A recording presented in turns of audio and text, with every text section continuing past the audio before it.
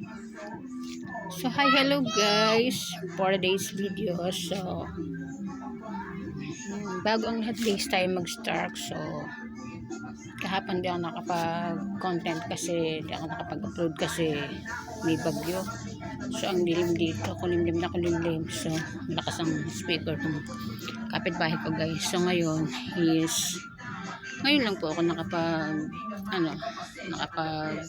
mag-upload. So ngayon guys, ang dami-dami kong gagawin. Excuse. Maglilinis ako isang katerba na lilinisin ko ngayon guys. So sa mga nasalanta po pala ng bagyo, mga earthquake na mga so always pray lang po tayo guys. Huwag po natin kakalimutan laging magdasal guys. Kasi ayan, kailangan po natin always happy to God na palagi ko nga pong sinasabi guys. So ngayon guys, bago ako mag-start ng aking gagawin is gusto kong sabihin sa inyo na thank you for always supporting me, and God bless you guys. So ayan, tingnan nyo guys, ayan ang lilinisin ko. Papakita ko sa inyo guys ang lilinisin ko. Ang dami ko na lilinisin, ang umpisan ko pa lang. Tulad dito, ayan nakahiga yung father ko. So ayan, kita ninyo guys, ayan nakasampay yung kortina kong mga nilabhan na yan.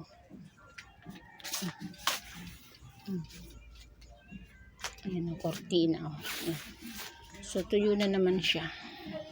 Sisilang ko na siya mamaya. Tingnan nyo, lilinisin ko. Kalat pati dito. Diba? Ang dami kong lilinisin ngayon guys. So ngayon is mag-i-start na akong maglinis guys. So tingnan lang natin, panoorin nyo ako sa aking gagawin dito, paano ko lahat tatapusin. Pati sa kwarto guys, ang dami talaga. Katapos kong maglaban ng 2 days, nilaban ko lahat, yung mga damit namin, yung bedsheet, yung punda, kumot, kortina. So araw-araw ganito guys ang gawain ko. Napapakamot ako, sorry. So ayan, tingnan nyo naman. So medyo panoorin nyo ako. Ayan. So madilim kasi guys. Madilim ang aking mga gawain. So hindi ko alam kung saan ko ilalagay itong cellphone ko. So hawakan ko na lang habang naglilikom ako ng mga likpitin ko muna. Silikpitin muna tayo guys.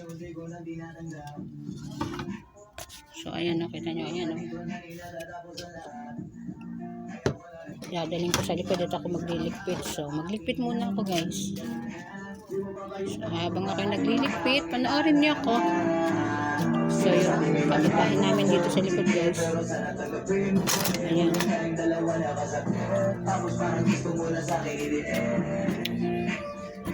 Diba?